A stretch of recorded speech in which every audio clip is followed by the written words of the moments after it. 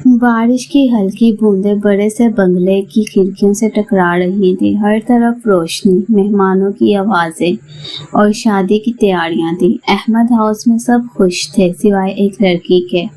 महरीन आईने के सामने खड़ी अपनी बहन महरीन का सुखरूसी जोड़ा क्लिक कर रही थी।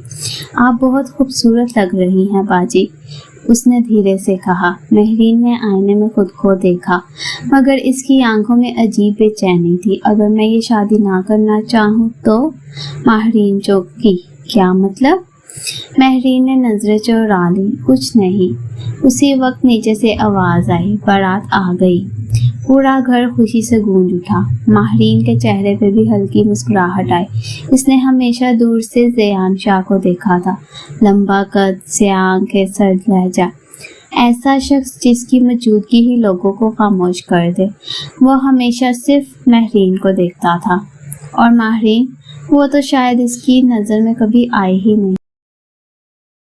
शादी हॉल रोशनियों से जगमगा रहा था। ज़यान शाह स्याह शेरवानी में स्टेज पर बैठा था, चेहरा हमेशा की तरह संजीदा। हारिस ने हंसते हुए कहा, यार आज तो कम से कम मुस्कुरा दे। ज़यान ने सर्द नज़रों से उसे देखा। मैं यहाँ फ़ोटोशूट करवाने नहीं आया। उसी वक्त एक शख्स भागता हुआ आया। दुल्हन कमरे में नहीं है। सब चौंक गए। क्या मतलब नहीं है? महरीन के वालिद की आवाज़ कांप गई। घर में अफरा तफरी मच गई। किसी ने फ़ोन किया, किसी ने ऊपर भागकर देखा, फिर एक ख़त मिला। मैं ये शादी नहीं कर सकती, मैं किसी और से मोहब्बत करती हूँ, मुझे तलाश मत कीजिएगा। खामोशी, खौफनाक खामोशी। ज़यान ने ख़त पढ़ा। इसके हाथ की रगें उभर आईं। इसकी आंखों में ऐसी आग थी, सब डर गए। ज़यान बेटा, दादी अम्मा बोली, मगर इसने हाथ उठा दिया। इनफ। इसकी आवाज़ इतनी सर्द थी, महरीन के जिस्म में कपकपी दौड़ गई। आप लोगों ने मुझे मजाक समझ रखा है? महरीन के वालिद रोने लगे। हमें नहीं मालूम था। आपकी बेटी ने मेरी इज्जत मिट्टी में मिला दी। पूरा हाल खामोश था। लोग सरगोशियाँ कर रहे थे। दुल्हन भाग गई। कितनी बेइज्जती हुई। महरीन की आंखों में आंसू आ गए। उसे अपनी बहन पर गुस्सा भी आ रहा था और घर वालों पर तरस भी। तभी दादी अम्मा ने अचानक कहा, ये शादी होगी। सब चौंक गए। महरीन, दादी अम्मा ने उसे देखा। तुम ज़यान से शादी करोगी? जी? महरीन का रंग उड़ गया। नहीं, मैं। ज़यान ने पहली बार गौर से महरीन को देखा। सादा चेहरा, कांपती हुई आंखें, डर से लरसते हाथ, और अगले ही लम्हे इसके चेहरे पर नफरत उभरी। मैं इस लड़की से शादी नहीं करूँगा। महरीन का दिल टूट गया। हालांकि वह जानती थी इसकी कोई हैसियत नहीं, लेकिन फिर भी वो अल्फाज चुप गए। दादी अम्मा सख्त लहजे में बोली, आज अगर ये शादी ना हुई तो कल हर अखबार में शाह खानदान का मजाक बनेगा। ज़यान खामोश हो गया। उसकी नज़रें महरीन पर जम गई।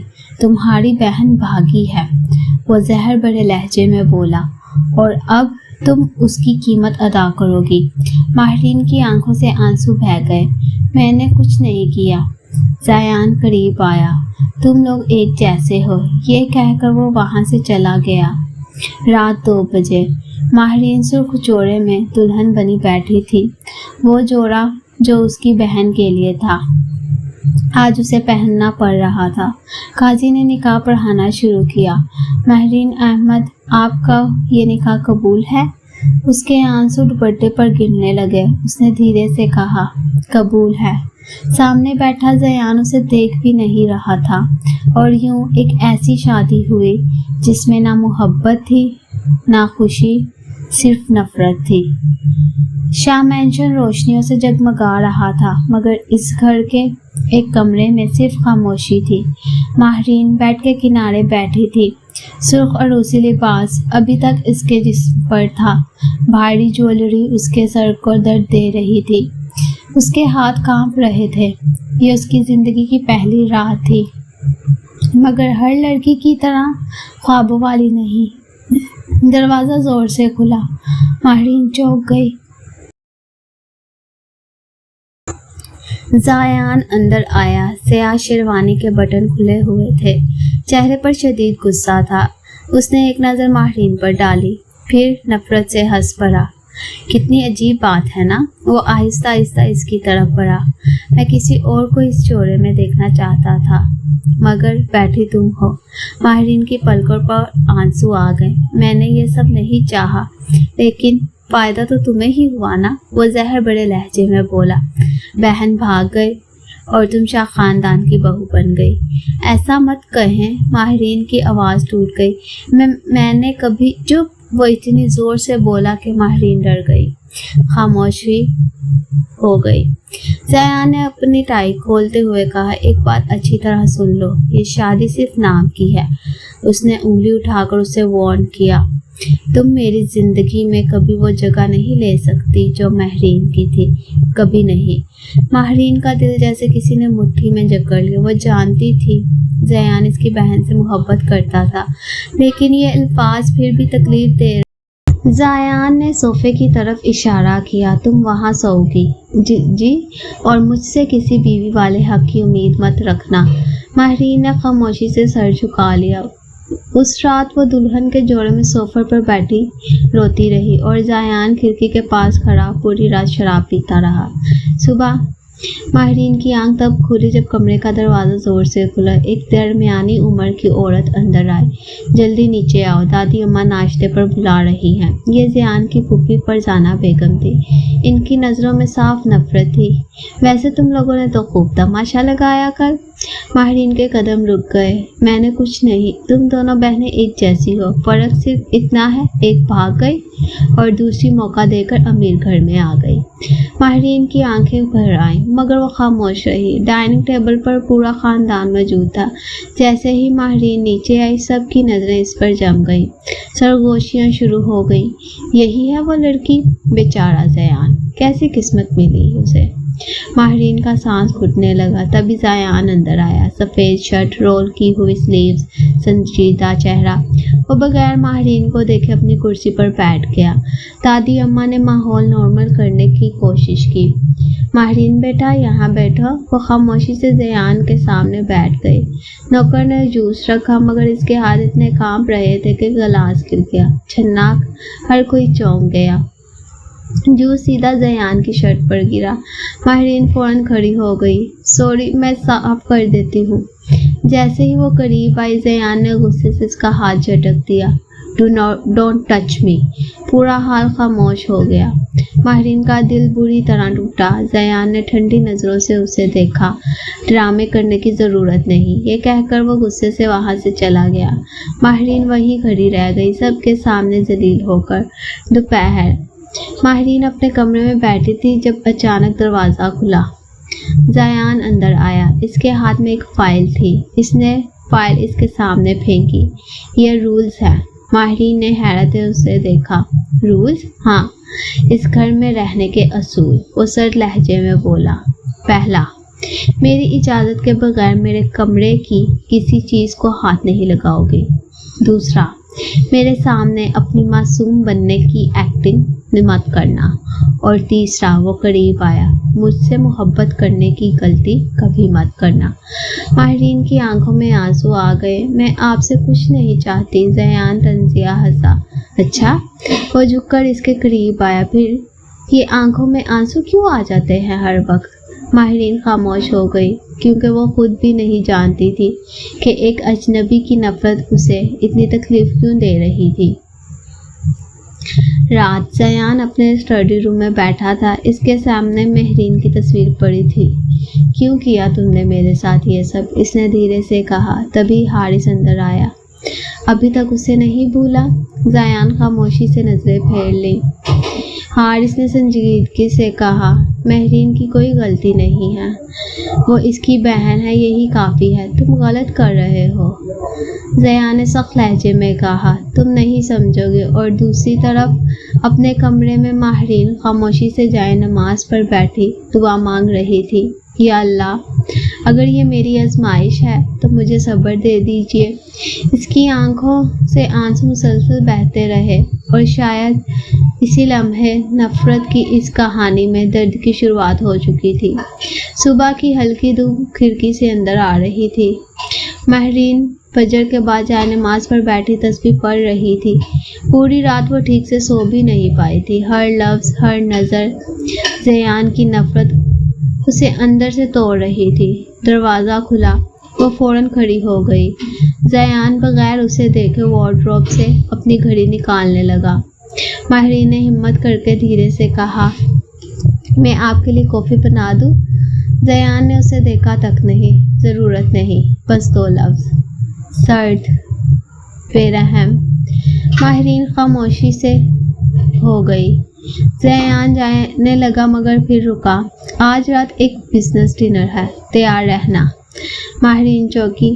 میں بھی جاؤں گی؟ بدقسمتی سے ہاں، وہ طنزیہ ہنسا۔ لوگوں کو دکھانا بھی تو ہے کہ شاہ خاندان کی عزت ابھی باقی ہے۔ یہ کہہ کر وہ چلا گیا۔ ماہرین کی آنکھیں نم ہو گئیں۔ اس کے لیے یہ شادی رشتہ نہیں تھی، صرف ایک ڈھال تھی۔ شام۔ ماہرین ہلکے سنہری رنگ کے لباس میں تیار کھڑی تھی، بہت سادہ مگر بے حد خوبصورت۔ جب وہ نیچے آئی تو چند لمحوں کے لیے پورا ہال خاموش ہو گیا۔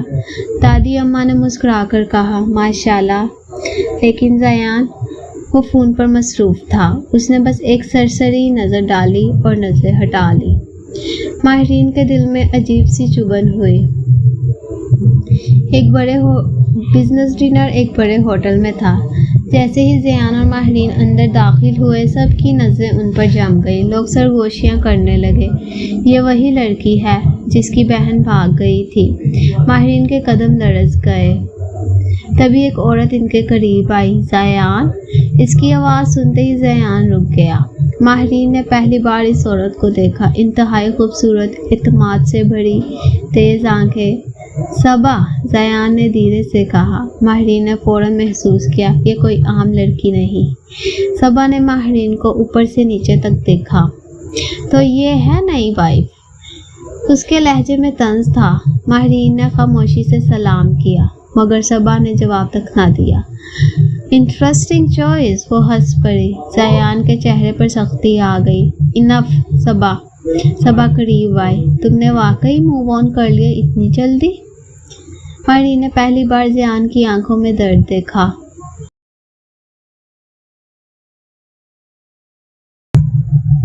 گہرا درد، اور تب اسے احساس ہوا زیان صرف ماہرین سے محبت نہیں کرتا تھا، اس کے دل میں کسی اور کی بھی کہانی دفن تھی۔ رات کافی دیر سے وہ واپس آئے۔ جیسے ہی کمرے میں داخل ہوئے، ماہرین نے ہمت کر کے پوچھا، صبا کون تھی؟ زیان نے کوٹ اتارتے ہوئے سرد نظروں سے اسے دیکھا۔ تمہیں اس سے کوئی مطلب نہیں، میں نے بس ایسے ہی اپنی حد میں رہا کرو ماہرین، وہ سخت لہجے میں بولا۔ تم میری وائف صرف دنیا کے لیے ہو، میری زندگی میں دخل دینے کی کوشش مت کرو۔ ماہرین خاموش ہو گئی۔ تبھی زیان کا فون بجا۔ اس نے اسکرین دیکھی اور اس کا چہرہ فوراً بدل گیا۔ غصہ، درد، بے یقینی۔ ہیلو؟ چند سیکنڈ بعد وہ چیخ اٹھا، تمہاری ہمت کیسے ہوئی مجھے کال کرنے کی؟ ماہرین چونک گئی۔ یہ ماہرین تھی۔ زیان کی مٹھی سختی سے بند ہو گئی۔ تم نے میری زندگی برباد کر دی۔ دوسری طرف شاید ماہرین کچھ کہہ رہی تھی، پھر اچانک زیان کی نظر ماہرین پر پڑی اور اگلے ہی لمحے اس نے فون زور سے دیوار پر دے مارا۔ چھناک! ماہرین ڈر کر پیچھے ہٹ گئی۔